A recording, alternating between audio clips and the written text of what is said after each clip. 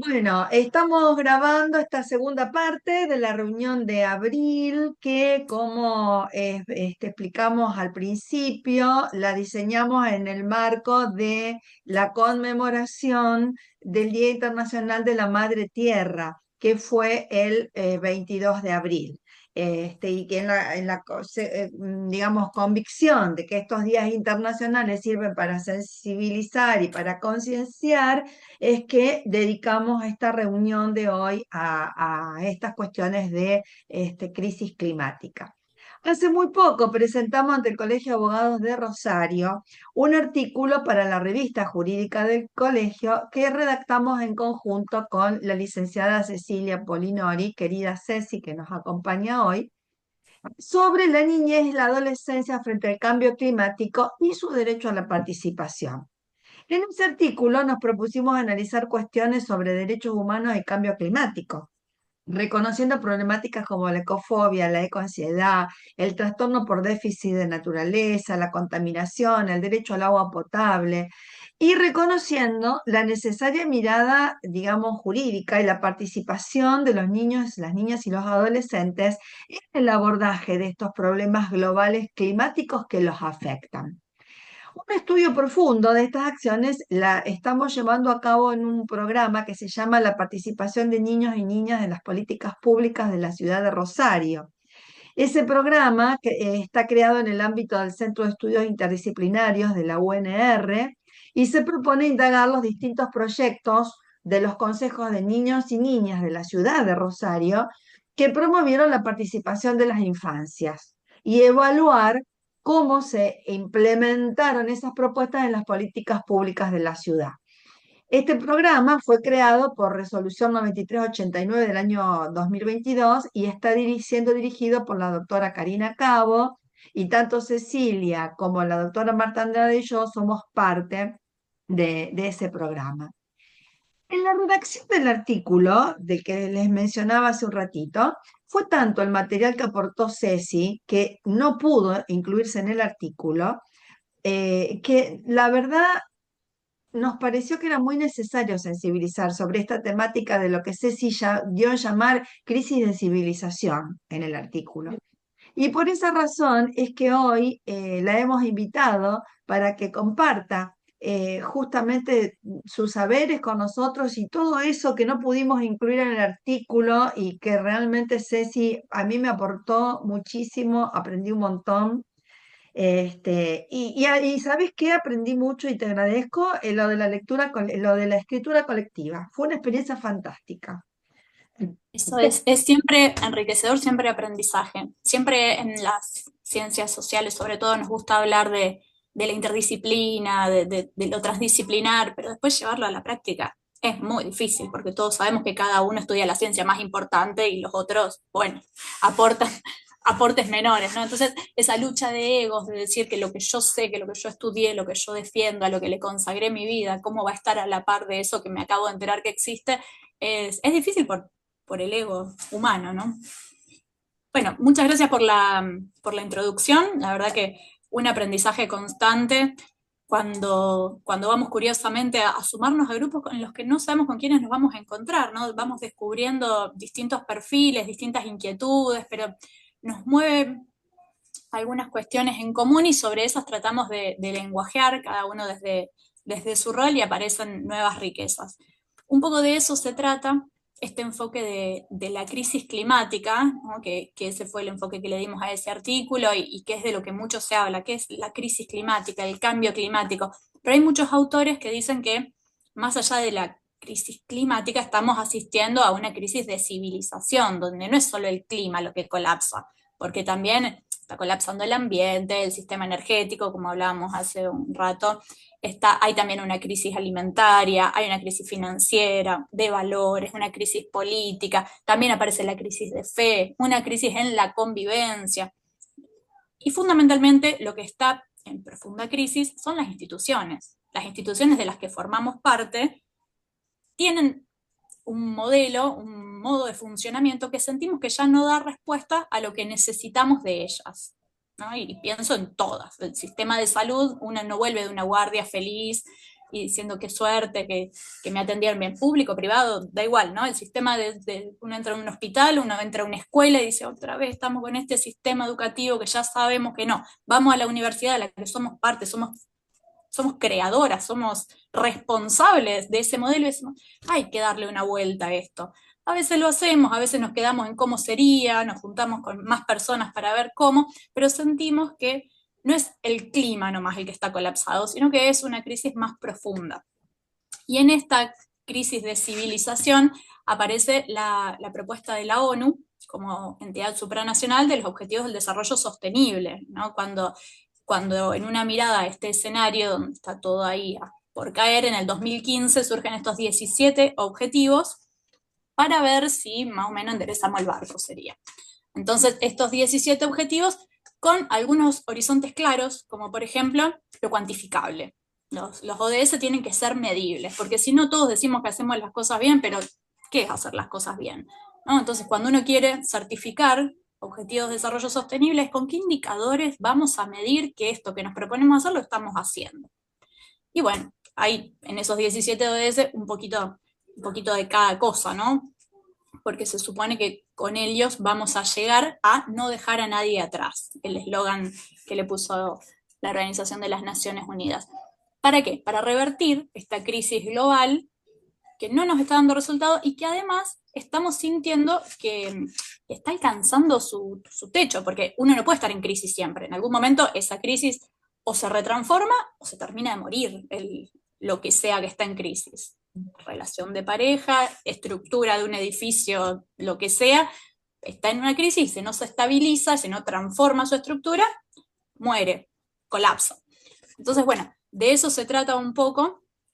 Y una de las grandes propuestas, que para mí es uno de los grandes fuertes que tienen los objetivos, estos 17 objetivos, es que trabajan integrados y con las personas en el centro, pero a la vez con las personas no escindidas del entorno. ¿Sí? Cuando hablamos del ambiente parece que fuera irse a vivir al campo y cosechar sus propios rabanitos, y nos olvidamos que nuestro medio es un medio urbano en muchos casos, ¿no? Entonces, no es que el ambiente es lo que hacemos el fin de semana cuando vamos al parque.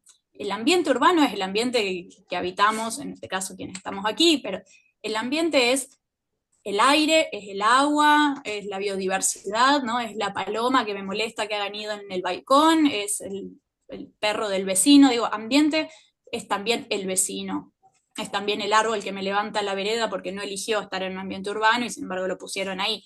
Todo eso es lo que estamos tratando de equilibrar. Y para eso, una de las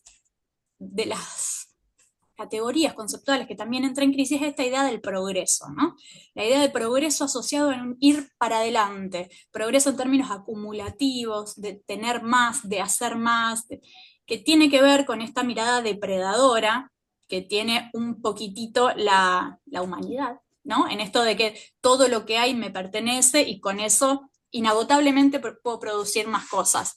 Entonces, cuando ponemos en tensión la idea de progreso y nos preguntamos si progresar es ir para adelante, nos aparece también la idea de volver a los saberes ancestrales. Porque las personas vivimos en el planeta hace un montón y no lo rompimos todo el tiempo. Lo empezamos a romper en un momento, ¿sí? El mundo siempre cambió, dice un grupo que podemos llamar negacionistas. No sé si el término correcto es negacionistas, ¿no? Pero cuando dicen, no, el cambio climático, llover siempre llovió, terremotos siempre hubo, el mundo está en constante movimiento. Sí, sí, el mundo siempre cambió, pero la velocidad de los cambios que estamos haciendo las personas van a un ritmo que el planeta que estamos habitando, planeta finito, con recursos limitados, no le estamos dando el tiempo a asimilarlo, ¿no? Cuando hablábamos del litio, bueno, sí, ¿qué hay que hacer más allá de lo que contamina ese litio cuando lo usamos? ¿Qué hay que hacer para obtenerlo? Hay que volar montañas en pedazos. Bueno, listo, vamos, volamos montañas en pedazos. Sí, siempre el hombre modificó el ambiente. En eso estamos de acuerdo, pero a esa velocidad, con esas herramientas, con estos objetivos también, porque tampoco que es una velocidad que se relaciona con el bien común. No estamos poniendo en crisis el sistema que nos contiene para lograr algo que nos cobije, algo que compartamos. Tiene que ver con esta desigualdad de que hay unos pocos beneficiándose y unos muchos sufriendo, ¿no? Porque si decimos el litio en Catamarca es terrible, los catamarqueños que trabajan en las minas de litio no tienen trabajos para elegir, digamos. Es en la mina te salvás, fuera de la mina no hay mucho para hacer. Entonces, hay emprendimientos para tratar de movilizar estos criterios, pero también estamos hablando de una asimetría de posibilidades que hace y que no se hace en términos ambientales, ¿no? Está la pirámide de Maslow, cuando pensamos cuáles son las necesidades que tiene que tener satisfecha una persona para pensar en los demás valores, ¿no? Primero darle de comer a la familia. Entonces, en esto aparece el paradigma de la complejidad, diciéndonos que quizás lo que estamos viendo en términos de globalización es el problema, ¿no? Porque pensar en globalización es homogeneizar algo que no es homogéneo. Con globalización empezamos a estar todos en la misma bolsa, ¿no? Un término muy de los 90, que ya tanto no lo escuchamos, pero tiene que ver también con erosionar las singularidades. Entonces, en esta vuelta a los saberes ancestrales, que son bastante diversos, y si nos fijamos en la diversidad de criterios y de personas que podemos ser, hay una cantidad de valores que entran en jaque de nuevo. Entonces, ahí aparece la idea de progreso, la idea de sur global opuesto a la hegemonía del norte, ¿no? Porque sabemos que globalmente el norte es el que viene a por los recursos naturales, como decimos habitualmente, y aún así no es que tengamos algo geográfico que ver en esto, ¿no? No es que tiene que haber ahora una hegemonía del sur.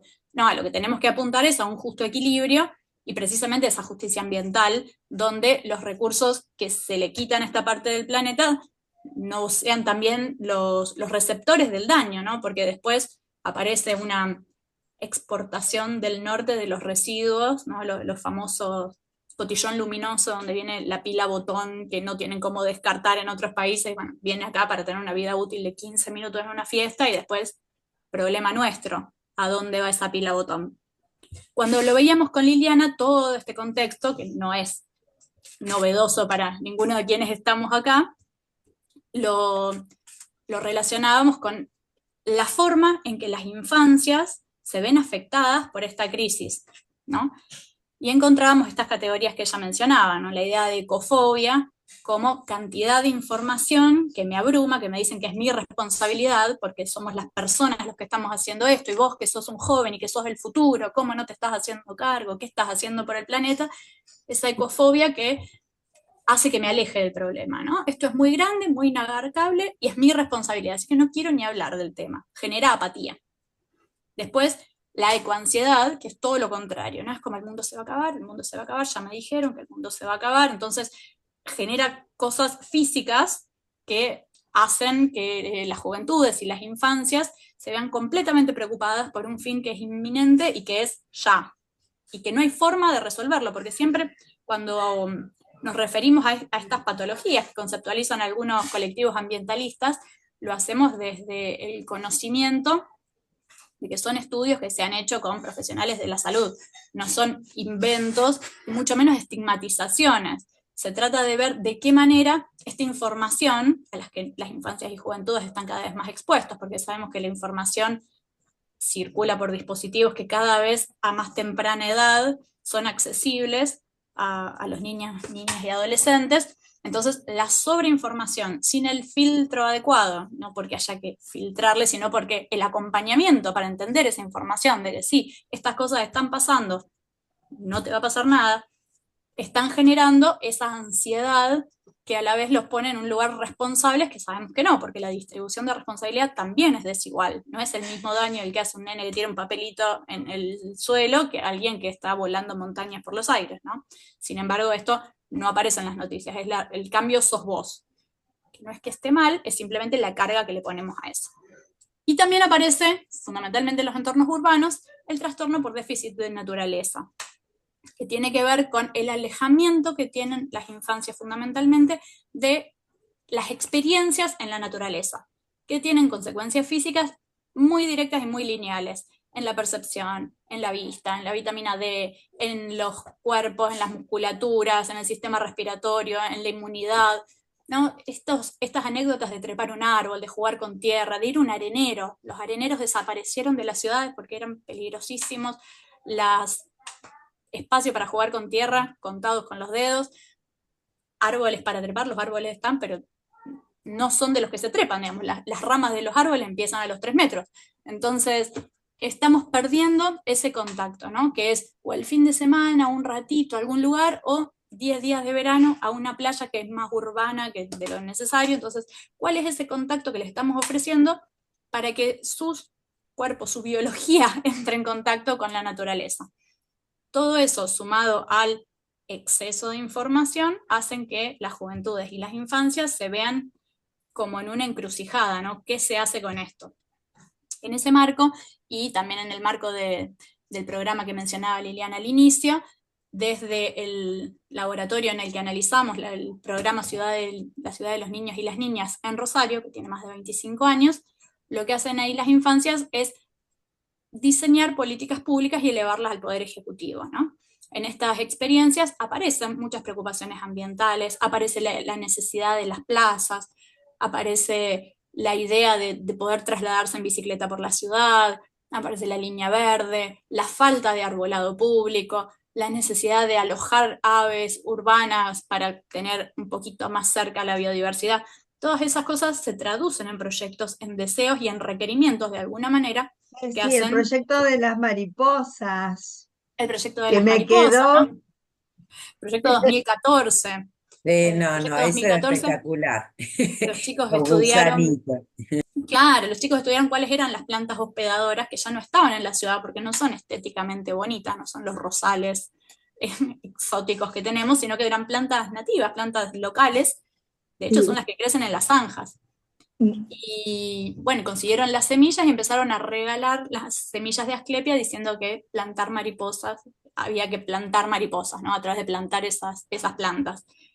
Con esos proyectos, el Ejecutivo los toma y los replica, ¿no? Ahora en el plan de plazas del municipio, los toma y los replica, bueno, en la medida de lo que nos gustaría no tanto, pero están en eso. Entonces, el nuevo plan de plazas que reformó unas cuantas en la ciudad y en todos los distritos, contempla canteros de mariposas y están ahí sembradas esas plantas. Y las mariposas vienen. Entonces yo supongo que las infancias 2014, que ya son estudiantes universitarios, recordarán que alguna vez pidieron eso al Ejecutivo local, que era otro, ¿no? Pero tiene que ver con eso, con cómo estas niñas y niños son sujetos de derecho que elevan su voz y cómo nuestro rol desde ser adultos que podemos llegar a viabilizar esos proyectos, ¿no? El ODS 17 es Alianzas para alcanzar los objetivos. ¿Cuánto de necesario es que podamos aliarnos, que podamos compartir, que podamos cooperar, ¿no? La idea de cooperativismo, que es una idea de las primeras civilizaciones, ¿no? Hablando de recuperar los saberes ancestrales, la asociación para la supervivencia, de yo voy a cosechar esto, vos traeme una oveja, esas cosas sí, son las que yo tenemos que restaurar. lamento decirte que queda muy poco tiempo, No cinco pasa nada. minutos, con lo cual, si vos querés ir haciendo un cierre para Sí, que, bueno, Yamandú, Graciela, Steffi, Marta, si quieren hacer alguna pregunta. sí, claro. No, abramos espacio de preguntas, Bueno, porque no puedo leer el chat. Yamandú, vos habías puesto algo ahí. Sobre la crisis y Ah, pérdida de biodiversidad. En el sí, chat. sumando un poquito de que estabas hablando de todas las crisis que estábamos viviendo, también la crisis de pérdida de biodiversidad, una de las tres grandes que tenemos junto con el cambio climático y la contaminación.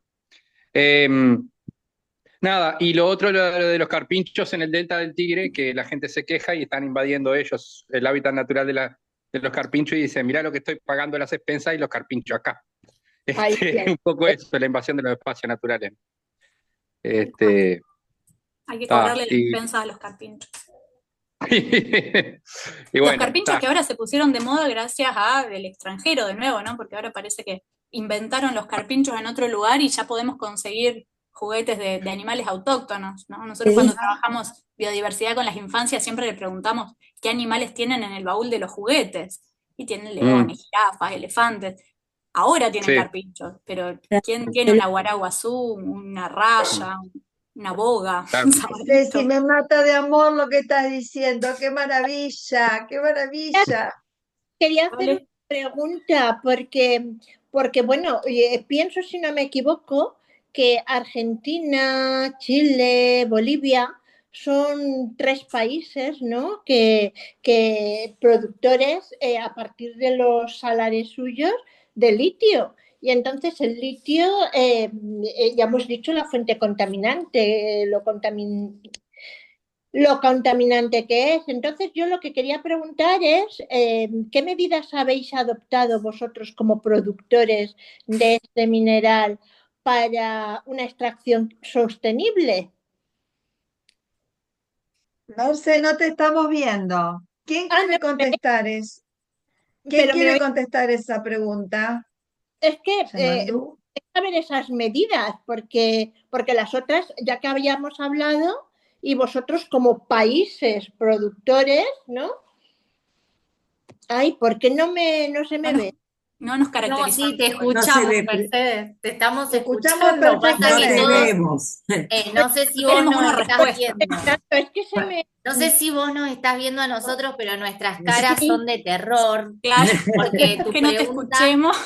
tu pregunta nos dejó atónitos a todos, no porque no sepamos mucho, o sea, tampoco yo sé tanto del tema, pero sí sabemos de la problemática, sí estamos al tanto, sí hay movimientos muy grandes sobre el tema del litio y las minas y las explosiones de los lugares enormes y enteros para hacer las extracciones, pero lamentablemente se está complicando muchísimo Acá. el tema de poder combatir o reglamentar de alguna forma en que se pueda eh, hacer un impacto ambiental que no sea tan malo a Hay todos. un abogado Yo rosarino. quería Ah, sí. agregar, Ceci, vos estabas hablando. No, para aportar nomás que hay un abogado Sí, rosarino, sí, que es el doctor Facendini, que trabaja mucho la problemática del agua y agua, acuñó el término de lesa ambientalidad, ¿no? Para claro, hablar de los crímenes que se cometen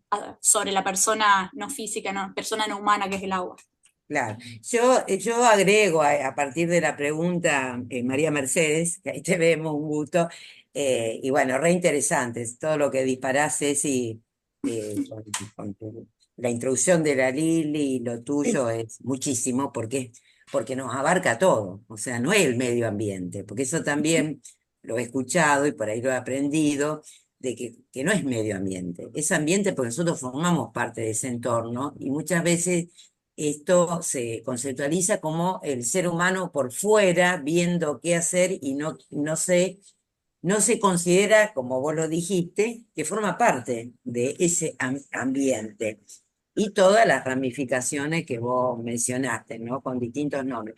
Con respecto a esto del litio, que no es solo el litio, sino con otras cuestiones de extractivas de minerales, como pasa en Chile, donde hay minerales, ¿no es cierto? Esto a mí me parece, considero que no se puede analizar y reflexionar sin pensar que acá hay una puja de poder, de que esto no se puede analizar solo desde la ciencia o desde la misma Organización Mundial de la Salud, es un órgano político, digamos. Ujú. Entonces, esto tiene que ver con luchas que, bien como decía Steffi, que se están dando, que muchas veces también, como es una puja de poder, ¿no? Con los que quieren hacer esas extracciones y no les importan los costos humanos en el sentido de ambiente, bueno, es una lucha permanente y de muchas provincias que muchas veces inclusive ni lo conocemos, porque también operan los poderosos para que uno no se entere de las cuestiones y las barbaridades que afectan todo el ambiente y específicamente los seres humanos que forman parte de esos ambientes. Entonces, esto es el litio. Acá nosotros tenemos, y esto no sé, a lo mejor están informadas las personas que vivimos acá en Santa Fe, recientemente salió un fallo en la Corte Suprema de la provincia de Santa Fe, y esa fue una gran disputa, donde se prohíbe, se ha quedado ya comprobado, que estas eran discusiones entre la ciencia, los médicos, etcétera, etcétera, que en realidad era una puja de poder, donde se decía que los agrotóxicos no traían problema a la salud de los que convivíamos acá, y pasa también en Entre Ríos, y pasa en Chaco, donde en cualquier lugar donde haya población urbana tienen que hacerse estas operaciones con los agrotóxicos, que tienen que ver con justamente las plantaciones, generalmente de soja, y acá se habían logrado algunos fallos que en determinadas comunas, a partir de tantos metros de donde hay, bueno, creo que quedaron en 1 kilómetro o algo así. Pero lo interesante de ese fallo, que queda saldada, digamos, a partir del fallo, eso me implica ya que en las prácticas se lo tome, y esto tiene que ver con la disputa, y desde lo jurídico también es una herramienta de esas disputas, donde ingresaban los médicos, donde ingresaban los científicos, donde había, algunos decían, no, no tiene nada que ver, por enfermedades que se fueron dando en forma en el tiempo, y determinadas enfermedades que eran constantes y tunantes, y hablando de las niñeces, se relacionaba con el trabajo infantil, que generalmente opera en estas provincias, que son una de las funciones de banderilleros, que son los que marcan, digamos, dónde tiran esos agrotóxicos las avionetas, ¿no es cierto? Hablando para poder conjugar con la temática de niñez y adolescencia, ¿no? Entonces, yo te puedo, desde mi lugar, plantear eso, y creo que todo este tema del ambiente, todo este tema tiene que ver con disputas de poder y de posicionamientos ideológicos, que más amplios que partidarios, donde nos colocamos, ¿no? Si para que vivamos mejor humanamente o no. Y también esto que creo que vos decías, Ceci, de todas estas cuestiones que nos afectan, que no las producimos inclusive nosotros, pero sí nos afectan, que también se traduce en toda esa normativa internacional, que quienes son los que más producen contaminación ambiental, todo lo que deriva, digamos. Yo digo contaminación ambiental, pero mucho más amplio, como bien nos ilustraba Ceci. Bueno, son pujas que se dan acá, se dan a nivel América, se dan a nivel, y que también me imagino que en Chile, Bolivia, y que tiene que ver con una política extractivista sin considerar las consecuencias. Bueno, las papeleras, acá nosotros tuvimos una gran problemática con el pueblo, con el país de Uruguay, por ese tema, porque también empiezan a jugar las cuestiones de lo económico, de que si no, no hay trabajo, pero esto viene de larga data, ¿no es cierto? Que muchas veces dice, ese pueblo no va a crecer si ahí no está esa explotación minera, ¿no? Y puede ser que le den trabajo, pero después a costo de qué, de muerte, porque es de muertes. Efectivamente, es que es No, trabajo. es de muertes, no es que estoy exagerando, es de muertes, y de generaciones y generaciones. Entonces, ese es mi Bueno, gente, yo posicionamiento. lamento decirle Sí, que tenemos que dos cosas. sí, Primero, cortá. agradecer infinitamente por esta tarde, Mercedes por esta noche. Para Mercedes es casi la medianoche ya, y Ya ella está casi. ahí firme al pie del Pero cañón desde Valencia. es que me ha encantado. Agradecer por esta tarde. Yamandú dice, yo vi sembrar flores con tarritos tipo saleros a gente que va por las ciudades andando en bicicleta y los siembran en los canteros de las calles y avenidas. Ay, Steffi, respondiendo un poco a Mercedes, dice, nuestro norte está desesperado por este tema del litio. Y Yamandú sostiene que no cree que haya extractivismo sostenible. Habla del greenwashing, no sé, Yamandú, qué será el greenwashing, pero Eh, vamos a indagar, porque ahora ya no tenemos tiempo. Y no hubo tiempo, Eh, Hola, Pero voy Gra, por el ¿cómo estás? anglicanismo. no hubo tiempo ¿Cómo? para lavar su imagen con verde. Pero va a haber otra reunión, Lili, no sé cómo han organizado, porque la verdad que está interesante si hay una Está continuidad más. interesante, pero viste cómo es esto. Pero no Hay digo un hoy, plan. no digo hoy, no digo hoy, ya sé cómo. Por Digo, supuesto, podemos por lo hacer que todas ustedes las han reuniones que hecho como quieran. disparador, un artículo y la temática, me parece no sé, a mí me genera una gran inquietud. Y por ejemplo, menciono nomás, acá en el 2020 se sancionó la ley Yolanda que era obligatoria para todos los que éramos empleados públicos de todos los niveles del Estado, ejecutivo, judicial y legislativo. Bueno, con este gobierno todo eso quedó en la nada. Y tenía mucho que ver con todo esto de un aprendizaje de cuestiones de la biodiversidad. Yo soy oriunda, y lo quiero decir, de Misiones, de mi provincia, mi tierra natal es Misiones. Así que imagínense que yo toda esta cuestión de lo terruno, de la vegetación, o sea, la tengo incorporada desde que nací. Esto cuando vos dijiste el aguará, el gato montés, o sea, que a lo mejor ven un dibujito animado de Walt Disney, que es muy lindo, a mí me encantaba, pero no tiene nada que ver tampoco con nuestra realidad, con nuestra vivencia, que tiene mucho que ver los medios de comunicación, desde los dibujitos animados. Miren, doy Y falta la impronta situada para poder defender y saber de qué se trata, ¿no? Lo nuestro, porque si siempre estamos jugando con el elefante y la jirafa, ¿qué nos va a importar que haya bichos que nunca conocimos? ¿Por qué vamos a saber que están desapareciendo, ¿no? ¿De qué modo? Pero aparte la extinción también de animales y la de insectos, la polinización, que tan importante es también, ¿no? De los insectos que desconocemos también, porque digo yo que el medio ambiente va muy de la mano de los derechos humanos. El derecho al agua, la energía, ¿no es cierto? El derecho a... Tal cual. Cosas que por ahí no tenemos en cuenta. Tal cual. Pero las agrícolas de Paraná, hay un montón de desconocimientos que tenemos acá nomás. Chicos, y si las ustedes plantas quieren nativas, seguir charlando, si ustedes quieren Sí. seguir charlando, yo Sí. corto esta reunión y hago un enlace nuevo, como ustedes quieran. Yo no tengo problema, chica, chicos, Salvo disculpen, es Mercedes. una deformación de docente, chicos. Yo puedo estar con todos ustedes un ratito más, pero mañana madrugo que tengo el trabajo. Por eso. Claro, bueno, Bueno, vos sola que está más... Lo veo tan